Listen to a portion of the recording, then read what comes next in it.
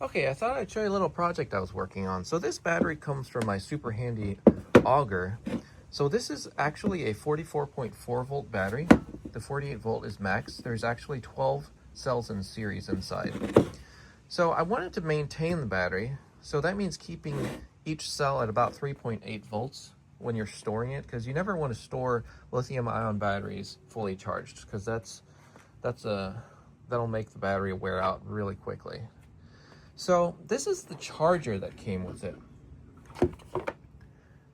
If you open it up, there's 3 screws. There's 1, 2, 3 here, Phillips heads.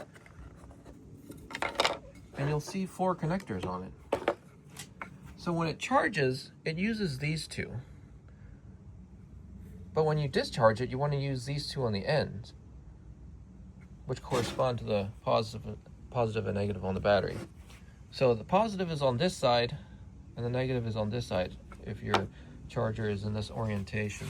So what I did was I drilled a hole back here, and I just connected 2 wires to it and connected an XT60 connector to it. You can use whatever your favorite connector is. And then I put that same connector on my discharger here. This is my favorite discharger. You can set how many amps it discharges at and your cutoff voltage, meaning when it'll stop discharging. And it'll tell you information like total milliamp hours and total watt hours.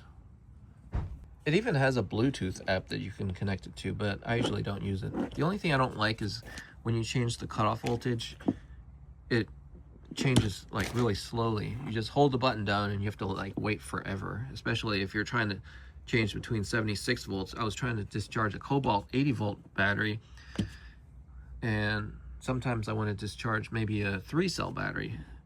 So you just have to hold the button forever. I ended up getting 2 of these so that I can set one for a lower voltage and one for a higher one. Also, you don't want to use the maximum discharge power, because I tried that and then it fried the traces on the circuit board. So try to keep it under 100 watts.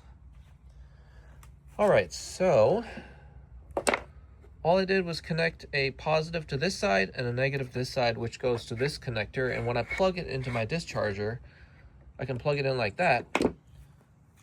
And of course, you have to leave this end disconnected, because that would defeat the purpose of trying to discharge it when you're charging it. So leave that disconnected, connect this to the battery, and just set your discharger to discharge it to 3.8 times 12. Which comes out to 45.6 volts. Before, I was keeping this battery at what I would normally keep a 48 volt e-bike battery.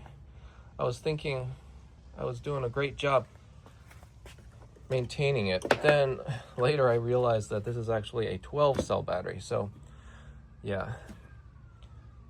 So if you're not going to use the tool for maybe more than like a couple weeks or a month, discharge the battery down to about 40%, which is 3.8 volts per cell, and then put it on the shelf and don't worry about it. And you can check it every year to make sure it doesn't drop too low. Because if it drops too low, then you can also permanently damage it if you go below 2.5 volts per cell as well. So I think that's about it for this project. I made a bunch of other adapters. So this is a DeWalt adapter. I also have it connected to this XT60 female connector. And I also have some Ego connectors, some Milwaukee connectors, some for the DeWalt 12 volt batteries, some for the Milwaukee 12 volt batteries. As you can see, this is my favorite soldering iron. They fixed that problem where the top of it kept melting. So you don't have to worry about the top melting off anymore. I have connectors for my 36 volt e-bikes, my 48 volt e-bikes, my 52 volt e-bikes. So this charger comes in really handy if you want to maintain your batteries and make sure that they last their longest. So 3.8 volts times the number of cells, and that's a great storage voltage. So let me know if you have any questions, and thanks for watching.